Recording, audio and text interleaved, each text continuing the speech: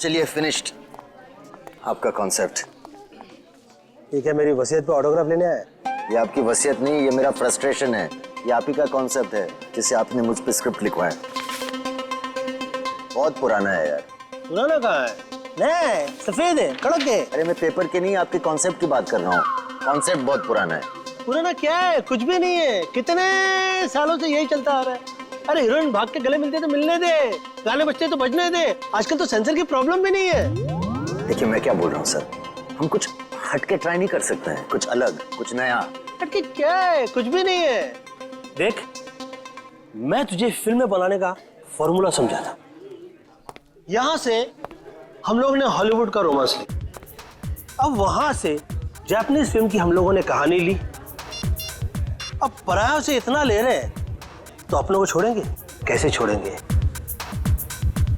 पकने दे। अब मैं इसमें कॉमेडी डाल रहा हूं। ये कॉमेडी, ये कॉमेडी, ये कॉमेडी। एनीवे देखिए सर, मैं बहुत डिप्रेस्ड हूँ। मेरा अभी अभी ब्रेकअप हुआ है, मेरा दिल टूटा हुआ है। मैं आपकी कॉमेडी फिल्म नहीं लिख सकता हूँ। तो दिल टूटा है ना, पेन कहाँ टूटा है? मैं तुझे आइडिया देता हूँ। एक विलन वहां से चल के यहां आके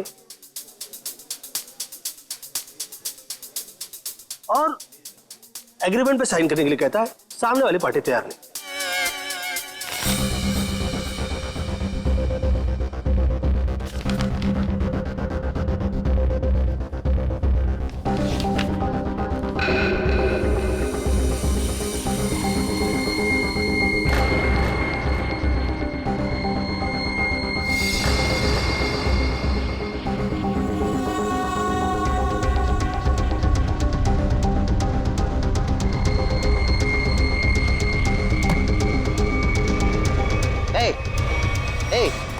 क्या डाला तुमने उसके ग्लास में? हाँ, क्या डाला ग्लास में? रुको।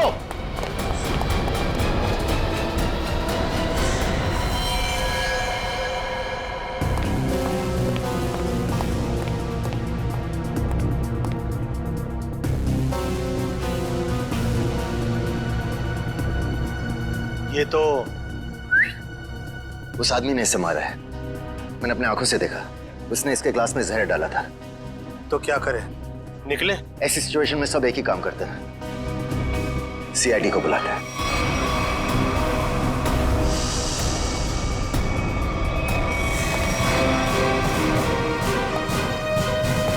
Yes sir. सर मैंने ही फोन किया था। Mister UD. यस। आपके और अरमान जी के सामने मारा है। मुझे पता नहीं, इन्होंने देखा है। इन्होंने देखा। इन्होंने?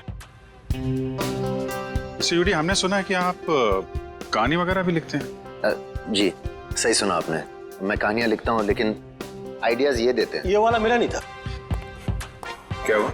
नहीं, कचरा है। मिस्टर यूडी, आपने इस आदमी का खून होते हुए देखा? जी, उस लड़के ने इनके जूस में कुछ मिलाया था। ये लैपटॉप उसी का है, छोड़ के भाग गया। भागते चोर की लंगोटी छोड़ गया? मतलब चोर निकल लिया, लंगोटी छोड़ गया। इसमें तो कुछ भी नहीं, खाली। कमाल है, हिम्मत तो देखो उसकी। इतने लोगों के सामने जूस में जहर मिला के मार डाला इसे, और फिर यहाँ से भाग भी गया। सर मैंने उसे पकड़ने की कोशिश की लेकिन वो... अरे राइटर पेन पकड़ सकते हैं, मुझे नहीं। छोड़िए, हम लोग निकले। हाँ, आप लोग जा सकते हैं, मगर जरूरत पड़ी तो आप दोनों को फिर मिलना पड़ेगा। मेरी तो नहीं पड़ेगी, शायद इनकी पड़ जाए। राइटर है, लिख के देगा। कल ही सर, हम लोग यूडी जी का फोन नंबर और एड्रेस लेके आते हैं। अरमान जी, अरमान जी, अरमान जी, आप तो रियल लाइफ में भी स्टार है। मैं आपका बहुत बड़ा दीवाना हूँ। वो तो आपकी एज से नजर आ रहा है। मैं बचपन से आपकी फिल्में देखते आ रहा हूँ। तो फिल्में डिस्कस कीजिए ना, एज क्यों डिस्कस करना है? कितने बढ़िया डांस करते हैं आप। Thank you so much. देखिए, यहाँ पे कोई मर गया है और आपको इनकी डांस की पड़ी हुई है। अब अरमान जी, ये कौन है? इन्होंने मेरी फिल्म लिखी है, ये यूडी है। ओह, फिल्म आपने लिखी है? जी। Very good, very good. अरे फिल्मों में गाने वाने डाले हैं कि नहीं? Of course. मुझे बहुत सारे गाने चाहिए। सर का डांस हमें बहुत पसंद है सर। हाँ, अरमान जी, अगर आपको क्राइम फिल्म में किसी जांबाज पुलिस ऑफिसर की जरूरत पड़ेगी ना तो मुझे बुला लेना। मुझे अच्छा डांस करना भी आता है। दिखाओ दिखाओ। नहीं, जो देखा ना वो काफी है। हम निकले। अरे कहाँ जा रहे हैं आप? अरमान जी, वैसे आप यहाँ क्यों आए थे? हम लोग की फिल्म हैप्पी एंडिंग के प्रमोशन के लिए आए थे, जो कि 21 नवंबर को रिलीज हो रही है। सुपर हिट फिल्म है, कॉमेडी है, धमाल है, बेमिसाल है। अपने परिवार के साथ देखना जरूर देखूंगा। मैं अपनी वाइफ को साथ में लेके जाऊंगा और स्क्रीन के सामने डांस भी करूंगा। आप सीआईडी है ना? हाँ, आपको कोई शक है क्या? नहीं, हमारी तरफ से आप सबको शुक्रिया। आपकी वजह से हम सब सेफ हैं। वो तो है। निकले। चलें? अरे एक सेकंड, जरा बताइए ना कि अगली बार आपसे कब मिलेंगे? 21 नवंबर को अपनी नजदीकी थिएटर में। आपका फोन नंबर और एड्रेस चाहिए था। This is my card. Best luck for your film. Thank you so much. Best luck sir. Thank you so much. कर लिए।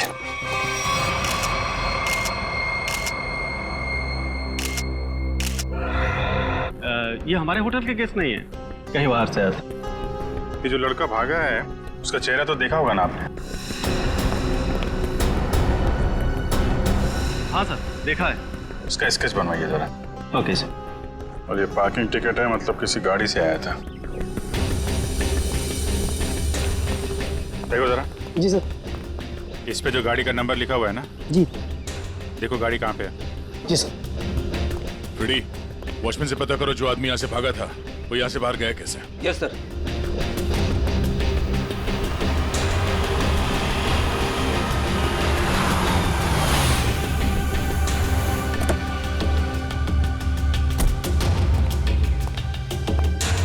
मिस्टर प्रतीक को तुम लाए थे? जी सर।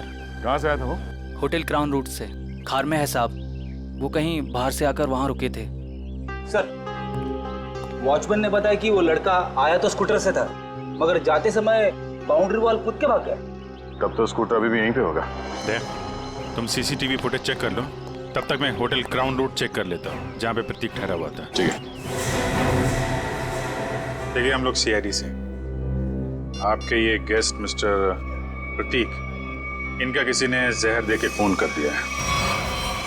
हे भगवान। मैडम, हमें आपके इस गेस्ट के बारे में वो सारी जानकारी चाहिए जो आप लोगों के पास है। सर, मिस्टर प्रतीक दिल्ली के रहने वाले हैं और यहाँ बिजनेस के सिलसिले में वो हमेशा आते जाते रहते हैं और वो जब भी आते हैं हमारे होटल में रुकते हैं। हमें मिस्टर प्रतीक का कमरा दिखाइए।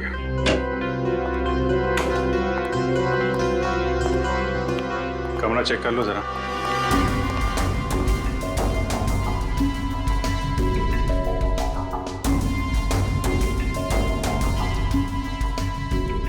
काफी भारी है सर, ऐसा लग रहा है इससे प्रतीक जी पूरे 1 साल का कपड़ा पैक करके आते थे।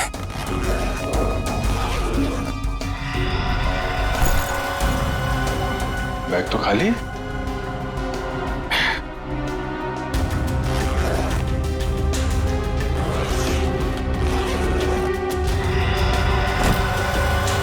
खाली बैग और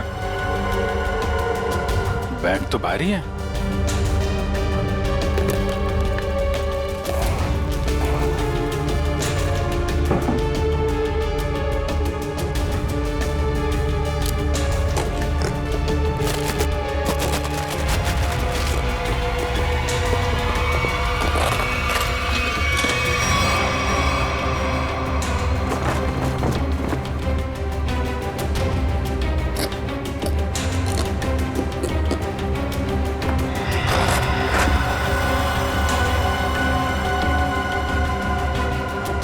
बैग में पैसे छुपा के रखा है। ये प्रतीक आदमी तो गड़बड़ है। कौन कौन आता था इससे मिलने के लिए? एक लड़की इनसे हमेशा मिलने के लिए आती थी और ये दोनों घंटों बैठकर बातें किया करते थे। प्रतीक जीतू से डांटा भी करते थे और वो लड़की कल भी इनसे मिलने के लिए आई थी। कौन है वो लड़की? सर, अवंतिका। अवंतिका?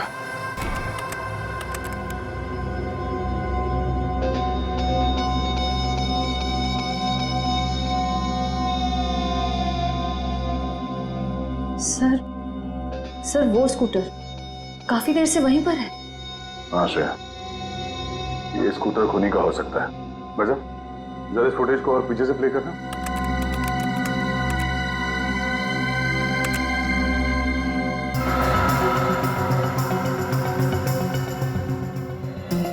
सर, यही वो आदमी। जरा पॉज करो।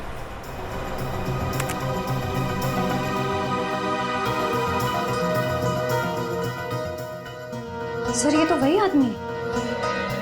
हाँ श्रेया, स्कूटर का नंबर लेकर आरटीओ से पता करो ये स्कूटर किसके नाम से रजिस्टर्ड है और उसका एड्रेस है क्या। तो आप दोनों साथ में रहते हो और वो यहाँ काम करता है? यस सर, यही काम करता है Ketan. Hello sir, welcome. Ma'am, हम लोग सीआईडी से और एक जांच के सिलसिले में यहाँ आए हैं। ये आदमी केतन यहाँ पे वेटर है ना? हाँ सर, ये तो केतन ही है। इस केतन ने एक आदमी को जहर देके मार डाला और अब फरार है। इसी की तलाश में हम लोग यहाँ पर आए हैं। लेकिन सर ये तो काम छोड़कर जा चुका है यहाँ से। पर केतन किसी का खून नहीं कर सकता। एक मिनट, वो कुछ दिन पहले काम छोड़ चुका है? हाँ मैम, ये एक दिन ड्यूटी के बीच में से ही चला गया था और फिर लौटकर आज तक नहीं आया। कहाँ चला गया वो? सर, एक लड़की थी, मतलब शायद है, उसके साथ गया था वो। कौन लड़की? सर, एक कस्टमर थी हमारी। करीब 1 महीने पहले से उसने हमारे कॉफी शॉप में आना शुरू किया था। वो रोज आती थी।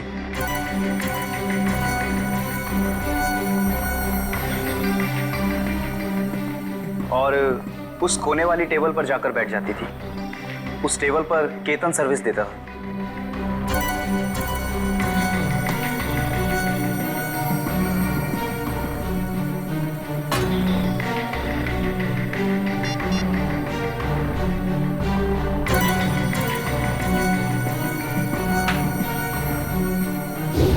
सर, केतन ने उसका नाम भी बताया था हमको। क्या नाम बताया था लड़की का? सर, अवंतिका। अवंतिका? श्रेया, यही नाम था ना उस लड़की का भी जो 1-2 दिन पहले प्रतीक से मिली थी? हाँ सर। फिर क्या हुआ? लेकिन अजीब बात यह थी कि वो लड़की एक दिन आदमी से मिलती थी और दूसरे दिन एक औरत से। दोनों से अलग अलग घंटों बातें करती थी, मगर कभी भी दोनों से एक साथ नहीं मिली वो। उन तीनों ने अचानक ही आना बंद कर दिया। अवंतिका की राह देखते देखते केतन निराश हो गया। किसी काम में उसका मन ही नहीं लगता। Ketan, what's wrong with you? तुम्हें हो क्या गया अचानक? तुम ना ही तो पहले की तरह सर्विस देते हो और ना ही ऑर्डर ठीक से लेते हो। और तो और तुम उस टेबल पर लोगों को बैठने से मना क्यों करते हो? Sorry ma'am. देखो, सॉरी वॉरी यहाँ नहीं चलेगा। तुम्हें काम करना है तो ठीक से करो, वरना छुट्टी लो।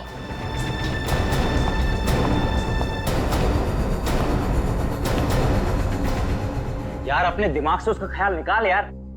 अवंतिका ने वो टेबल खरीद नहीं लिया है, ना ही हमेशा के लिए रिजर्व किया है। यार, एक कस्टमर थी, अब नहीं है। बस नहीं यार, मैं उसे भूल नहीं पा रहा हूँ। उसने कुछ बताया भी नहीं और अचानक से गायब हो गई।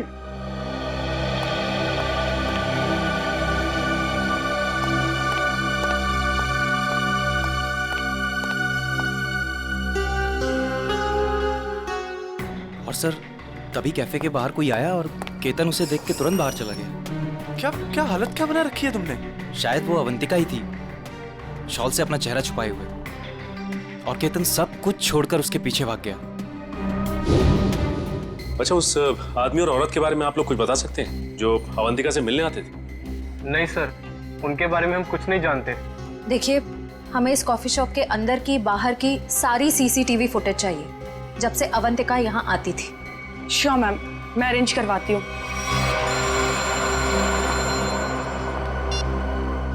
डॉक्टर साहब,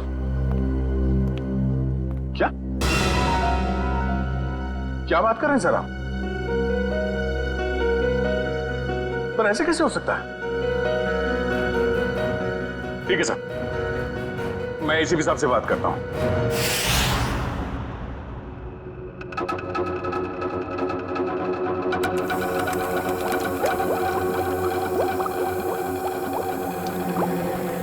अरे आप ये क्या कह रहे हैं डॉक्टर साहब? हमारी जांच गलत दिशा में चल रही है। बिल्कुल गलत दिशा में चल रही है। आप लोगों का मानना है कि प्रतीक ने जूस पिया और मर गया। हाँ? वेल, जो देखा गया और जो सुना गया वो पूरा सच नहीं है।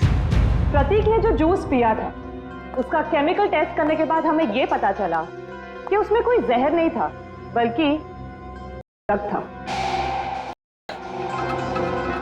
हाँ, लेकिन प्रतीक ने जूस पिया और जूस पीते ही मर गया ना वो। यही तो सबसे ज्यादा चौंकाने वाली बात है अभिजीत। इस से किसी इंसान को कुछ वक्त के लिए पैरालिसिस तो हो सकता है, उसे लकवा तो मार सकता है, लेकिन कोई मर नहीं सकता है। तो फिर इसकी मौत हुई कैसे? अभिजीत, प्रतीक का खून प्रतीक के खून नहीं किया है। लो, फिर शुरू हो गए पहली पे पहली। अरे साफ साफ बताइए ना सर। साफ साफ बताता हूं, आओ मेरे साथ आओ। ये देखो, ये प्रतीक की ब्लड सेल्स और ये एक नॉर्मल इंसान के ब्लड सेल्स। दोनों में फर्क है और फर्क ये है कि प्रतीक को थैलेसीमिया है। थैलेसीमिया जो हीमोग्लोबिन की गड़बड़ी से होता है? बिल्कुल अभिजीत। और ऐसे रोगियों को जिंदगी भर किसी स्वस्थ इंसान की खून की जरूरत पड़ती है और हाल ही में किए गए ऐसे ही किसी ब्लड ट्रांसफ्यूजन ने प्रतीक की जान दी। ओह, मतलब हाल ही में जो प्रतीक को खून दिया गया था उस खून में गड़बड़ी थी। बिल्कुल, और इस खून में टॉक्सिन्स मिलाए गए थे। मतलब इस खून को जानबूझकर जहरीला बनाया गया था जिससे इसकी मौत हो गई। प्रतीक के मरने की शुरुआत तो कुछ दिन पहले ही हो चुकी थी। केतन उसके जूस में कुछ डालता या नहीं डालता, इसकी मौत तो पक्की थी। पर इसका मतलब खूनी केतन नहीं, कोई और है। हाँ, लेकिन केतन ने भी तो इसे पैरालाइज करने की कोशिश की थी। अब ये कौन है जिसने इसकी बीमारी का फायदा उठाया और इसकी जान ले ली? एक आदमी और दो दुश्मन। हाँ जी, मुझे 1 महीने के सारे कॉल रिकॉर्ड डिटेल्स चाहिए और खास करके 24 घंटे के।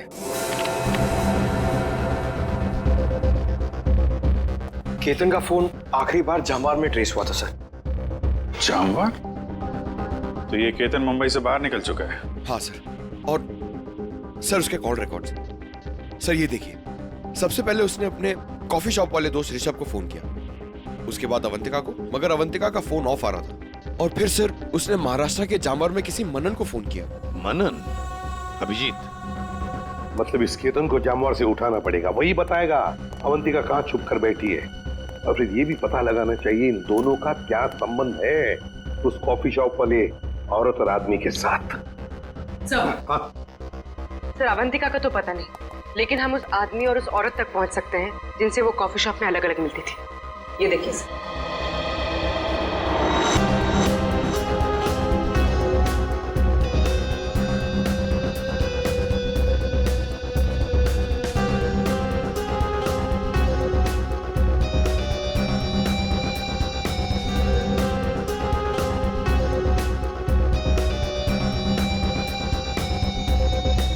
ये लोग तो काफी अमीर दिखते हैं सर, फिर भी यहाँ आने के लिए अपनी कार की बजाय टैक्सी का इस्तेमाल किया है। वही तो अभिजीत, एक टैक्सी के नंबर प्लेट से उनके ड्राइवर्स का पता चल जाएगा और ये ड्राइवर्स हमें बताएंगे इस अमीर आदमी और औरत के बारे में। क्या गलती की साहब, मुझे क्यों बुलाया है? देखो, तुम लोगों से कोई गलती वलती नहीं हुई, कोई भी गलती नहीं हुई। बस हम सिर्फ कुछ जानना चाहते हैं। ये देखो, ये औरत और ये आदमी, क्या इन लोगों को तुमने कभी देखा है? तुम जानते हो इन्हें? ये दोनों भी पिछले महीने कुछ दिनों तक ग्रैंड मोटर्स होटल में आते जाते रहते थे। ये आदमी, इसे तो मैं जानता हूँ। ये तो एक बार मेरे टैक्सी में बैठा था। कौन है ये? कहां से बैठा था तुम्हारे टैक्सी में?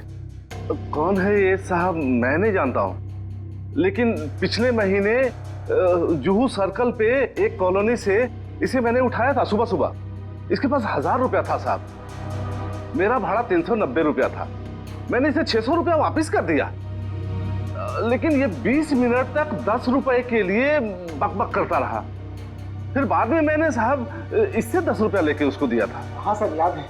अभी तक इसने 10 रुपए दिए भी नहीं मुझे। कुछ बता सकते हो ये रूम में कहाँ रहता है? ये तो मालूम नहीं है साहब, लेकिन जाते जाते इसने कहा था कि मेरा तो इधर रोज का आना जाना है। अगर ऐसे ही मैं 10-10 रुपए डेली छोड़ता जाऊं तो महीने का 300 रुपया हो जाएगा। पैसे वाला आदमी था साहब, लेकिन 10 रुपया के लिए बहुत चिक किया साहब, बहुत चिक किया एकदम। ठीक है, चलो हमारे साथ।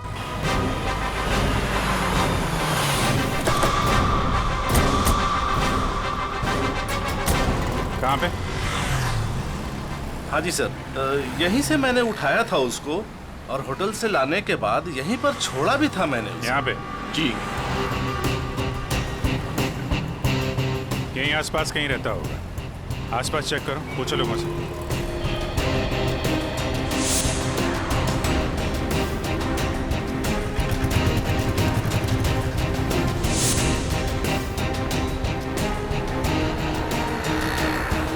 अरे भाई साहब, जरा देखना इस आदमी को पहचानते हैं क्या आप? अरे साहब, अभी हमें 5 गाड़ियां और धोना है। मेरे पास बिल्कुल टाइम नहीं है। अरे यार, थोड़ा टाइम निकालो ना काम से, लोगों की मदद भी क्या करो भाई।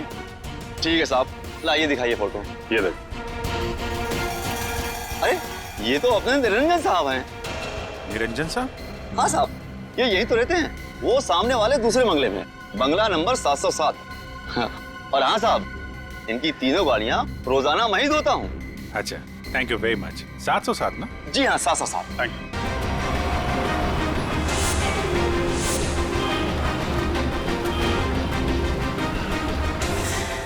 मेरे पति देव मुझे बीच मांझधार में छोड़ के चले गए। आखिरी बार भी उनको देखना मेरे नसीब में नहीं रहा। श्रुति जी, आपके साथ जो कुछ भी हुआ बहुत बुरा हुआ, इस बात का दुख है हमें, लेकिन आपसे कुछ जानकारी चाहिए थी। जी पूछिए। प्रीति जी, हमें आपके पति के सूटकेस में छुपा कर रखे गए 15 लाख रुपए मिले हैं। आपको कुछ पता है इन पैसों के बारे में? उन्होंने ये पैसे क्यों छुपा के रखे हैं? मुझे कुछ नहीं पता। ठीक है, कोई बात नहीं, हम पता लगा लेंगे। क्या हम उनका कमरा देख सकते हैं? जी उधर। अच्छा। सरस्वती जी, आप इन दोनों में से किसी को पहचानती हैं? जी नहीं।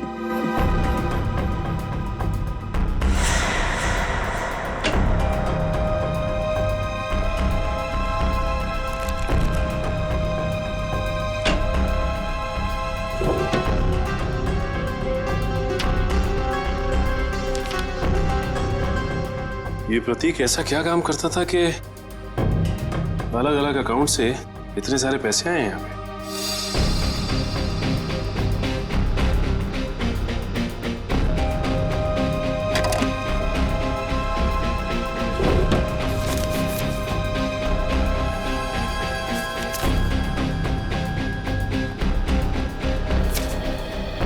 सीडी?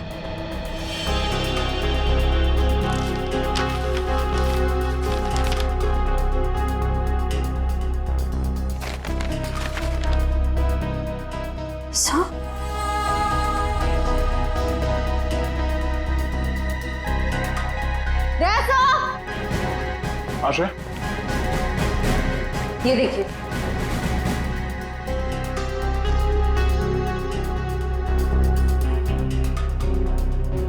बच्चों की तस्वीरें, पैसों के आंकड़े। प्रतीक करता क्या था? सचिन, एक काम करो, ये सब मुंबई भेज दो, ब्यूरो में। श्रुति जी, आपसे एक और सवाल करनी थी।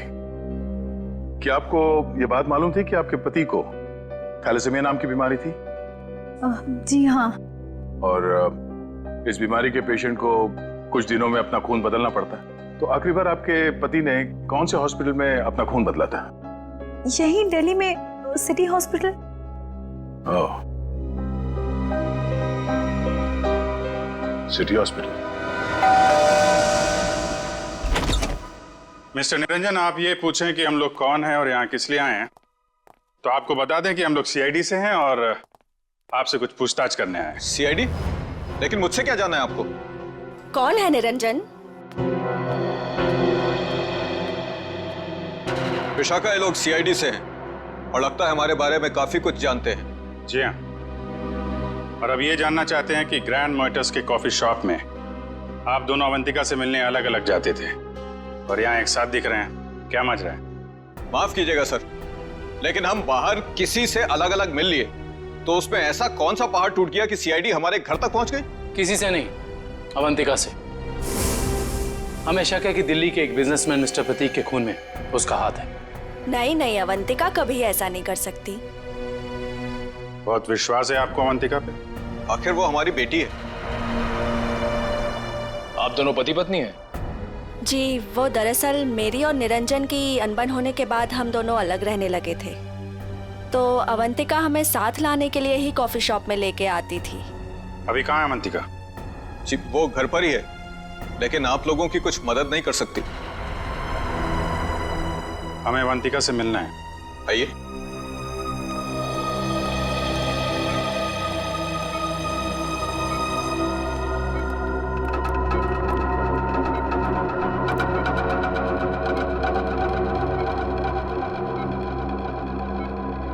क्या हुआ इसे? सीढ़ियों से गिर गई थी, सिर में चोट लगी है, तब से कोमा में है।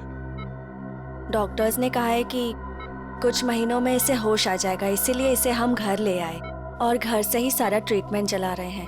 नर्स मिशा इसकी देखभाल के लिए पूरे दिन घर पर ही रहती है। मिशा, कैसी हालत है अवंतिका की? सर, अभी तो कुछ कह ही नहीं सकते कि इन्हें कब होश आएगा। अब तो अवंतिका में सिर्फ जान बची है, मगर शरीर और दिमाग पूरी तरह नाकाम है। अब इस केतन को ढूंढना ही पड़ेगा।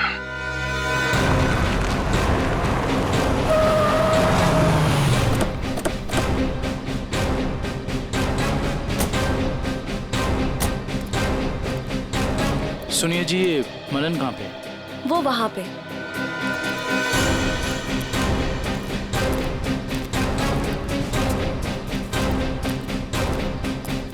ये मनन। हाँ जी, आप कौन? जरा केतन को बुलाओ, से मिलना है। कौन केतन? यहाँ कोई केतन नहीं रहता। देखो, केतन ने तुम्हें आखिरी फोन किया था, इसलिए तुम्हारे तक पहुंचे। अब अगर झूठ बोलोगे तो तुम्हें भी साथ में ले जाएंगे। कहाँ ले जाएंगे? वहीं जहाँ बिगड़े हुए लोग ठीक किए जाते हैं, मुजरिमों की मरम्मत की जाती है। अगर केतन यहाँ पे निकला तो उसको छुपाने के गुनाह में तुम्हारी भी मरम्मत हो जाएगी, समझे तुम? नहीं नहीं साहब, ऐसा मत कीजिए। वो अंदर छुपा है, उसके चक्कर में मैं नहीं फंसना चाहता।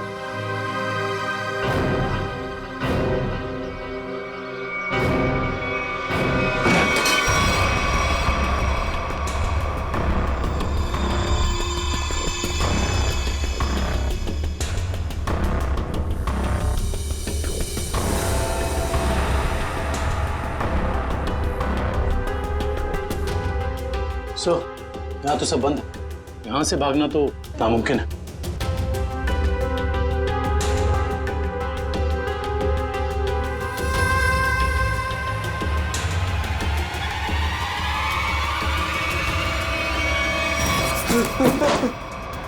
आगे बताना, आगे बताना साहब।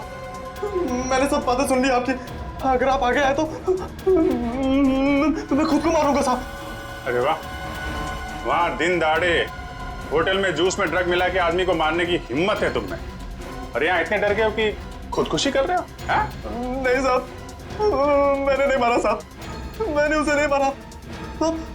उसने कहा था उस दवा से प्रतीक कुछ दिनों के लिए कुछ भी नहीं कर पाएगा, पैरालिसिस हो जाएगा उसे। हाँ, ये तो तुम सही कह रहे हो। अब ये भी सही सही बता दो कि किसने कहा था। देखो केतन, अगर कातिल को पकड़वाने में तुमने हमारी मदद की तो तुम्हारी सजा कम भी हो सकती है, हैं?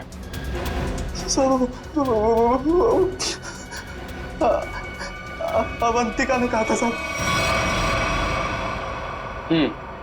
ठीक है, पहले अपना ये चाकू दो। लाओ चाकू दो। आजा। कुछ नहीं होगा तुम्हें। चाकू दो। आजा। लाओ लो। अब आजा। आजा।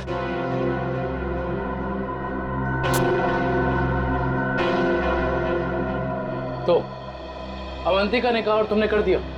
एक लड़की के प्यार में इतने अंधे हो गए थे। साहब, अवंतिका को बहुत बुरी तरह मारा था प्रतीक ने। मुझसे उसका दुख देखा नहीं गया, इसलिए उसकी मदद करने का फैसला कर लिया साहब, और नौकरी की परवाह किए बिना उसके साथ निकल गया साहब। देखो केतन, मुझे पता है कि तुम मुझे बहुत पसंद करते हो, पर इस वक्त मैं बहुत अकेले हूँ और सिर्फ तुम ही मेरी मदद कर सकते हो। प्लीज मना मत करना। प्लीज आप रोइए मत, मुझे बताइए क्या कर सकता हूँ मैं आपके लिए। एक आदमी है प्रतीक, मुझे उसके चंगुल से बचा लो, वरना तुम इस अवंतिका को हमेशा के लिए खो दोगे। मैं आपको कुछ नहीं होने दूंगा। ये रहे मेरे पापा के जायदाद के कागजात, इसे प्रतीक को दे देना, और इसे भी। से प्रतीक जूस पीते नीचे गिर पड़ा तो मुझे लगा अवंतिका ने मेरे हाथों से जहर दिलवाकर मरवा दिया साहब। मैं डर गया साहब, मैं डर के वहां से भाग गया साहब। उसके बाद अवंतिका ने कभी मेरा फोन नहीं उठाया साहब, नहीं मुझे कभी फोन किया। अवंतिका ने धोखा दिया साहब मुझे।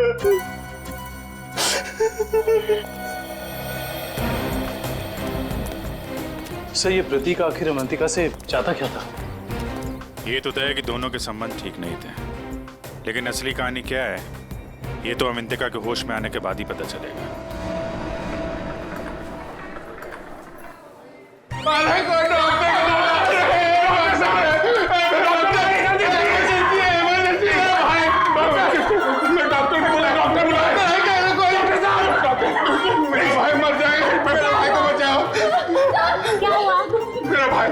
वो प्रतीक भैया वो मर जाएंगे, उसे बचा लीजिए, डॉक्टर को बुलाइए प्लीज प्लीज। मेरा भाई प्रतीक भैया देखिए, वो इस हॉस्पिटल में ब्लड ट्रांसफ्यूजन के लिए आते थे, उन्हें थैलेसीमिया की बीमारी है। हाँ प्रतीक कैसे है वो? अब तक तो बिल्कुल ठीक थे, अचानक चक्कर आ रहा है उनको, और पता नहीं कुछ और क्या हो रहा भैया, सांस लेने में तकलीफ हो रही है। प्लीज डॉक्टर बुलाइए ना, उसी डॉक्टर को जिसने इलाज किया उसका। अच्छा रुकिए, मैं बुलाती हूँ। Please doctor.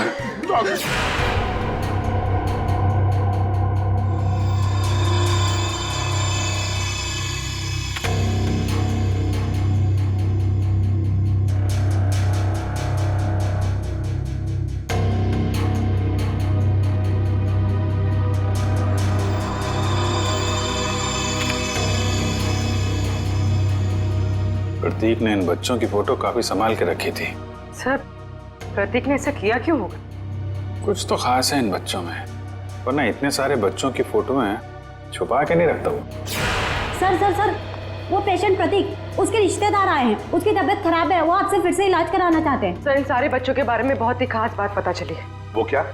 सर, ये सारे बच्चे 1997 और 2001 के बीच गायब हो गए थे।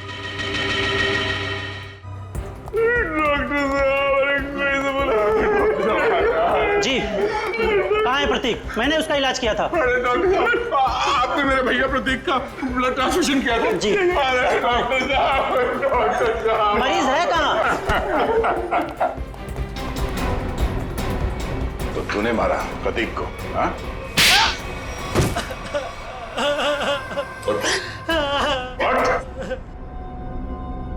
कौन है आप लोग? सीआईडी। अब फटाफट बकना शुरू कर, वरना बताता हूँ। मेरे पास एक आदमी का फोन आया था, उसने मुझसे कहा प्रतीक को जहर मिला हुआ खून देना है जिससे वो मर जाए। इसलिए मैं। शर्म नहीं आती तुम्हें? एक डॉक्टर होके तुमने मरीज का खून किया। सॉरी, वो गलती हो गई।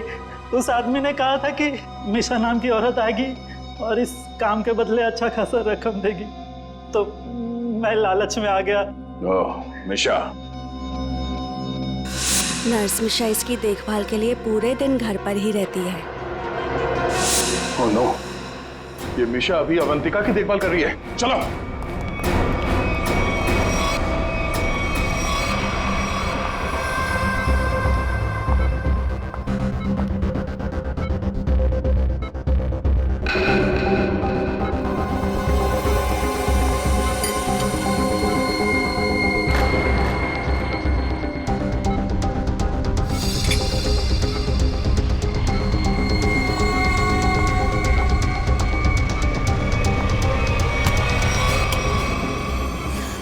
तो ये है तुम्हारा असली रूप। एक ऐसी लड़की को मारना चाहती हो जो बेचारी कोमा में है। ये क्या कह रहे हैं आप? मैं तो बस विटामिन का इंजेक्शन दे रही थी। विटामिन का इंजेक्शन है? आप भी काफी कमजोर दिख रही हैं। इनको लगा दो विटामिन का इंजेक्शन। निखिल जरा हेल्प करो। आप लोगों ने जरा। चल और दे। नहीं नहीं, मुझे इंजेक्शन मत दो। नहीं छोड़ो मुझे। विटामिन का एक नहीं नहीं, इसमें जहर है। छोड़ो मुझे, जहर है इसमें। सीआईडी इतनी रात को मेरे घर में? अरे ये देखिए ना, ये मिशा आपकी बेटी अवंतिका को जहर का इंजेक्शन लगा के मारना चाहती है।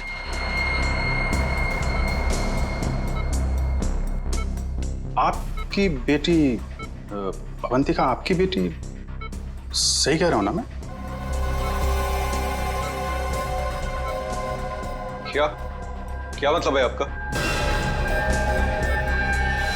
Thank you very much sir. ये तो कंफर्म हो गया। प्रतीक के घर से मिले डीवीडी में जो अमीर लोगों के नाम मिले थे वो खोए हुए बच्चों के पेरेंट्स ही हैं सर। और ये जो नाम के आगे करोड़ों के आंकड़े लिखे हैं ये उनकी संपत्ति के डिटेल्स हैं।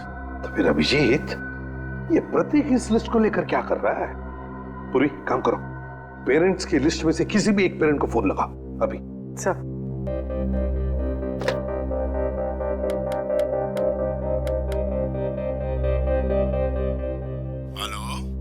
Hello mister Kumar. हाँ जी, मैं सीआईडी से बोल रही हूँ। हमें आपसे कुछ बात करनी है। सीआईडी से? कहिए, क्या बात करनी है आपको? मिस्टर कुमार, मैं इंस्पेक्टर अभिजीत सीआईडी से। हम आपके खोए हुए बेटे सोहम के बारे में कुछ पूछना चाहते हैं, जो दिसंबर 1998 में गायब हुआ था जब वो 7 साल का था। माफ कीजिएगा, हम आपके पुराने घाव को ताजा कर रहे हैं, पर क्या उसके बाद से सोहम के बारे में आपको कुछ पता चला? कोई चीज, कोई बातचीत? पता नहीं आप लोग ये क्यों पूछ रहे हैं, मगर 3 महीने पहले एक लड़का सोहम होने का दावा कर रहा था, पर वो जालसाज निकला। मेरे 6 करोड़ लेके भाग गया। My God. मिस्टर कुमार, आप परेशान मत होइए, हम इसकी जांच करेंगे और आपसे जल्दी कांटेक्ट करेंगे। ठीक है। Thank you very much. Thank you. Sir, कहीं अवंतिका भी ऐसे कैरेक्टर तो नहीं? हो सकता है। हमें सब कुछ पता चल चुका निरंजन जी। जिन अमीर परिवारों के बच्चे बचपन में खो जाते थे, ये प्रतीक अपने आदमी वहां बेचता था, उनके खोए हुए बच्चे बना के, ताकि पैसे कमा सके। उसके घर से हमें आपका नाम मिला है। आपकी बेटी अवंतिका 9 साल की उम्र में खो गई थी, उसके बाद कभी नहीं मिली। ठीक कह रहा हूं मैं? हाँ, मुझे शुरू से मालूम था कि ये लड़की मेरी अवंतिका नहीं बल्कि रीता है, लेकिन इसे झुटलाने का कोई सबूत नहीं मिल रहा था मुझे। एक दिन मैंने इसका पीछा किया। जब सच्चाई सामने आई तो मेरे पैरों तले से जमीन खिसक गई।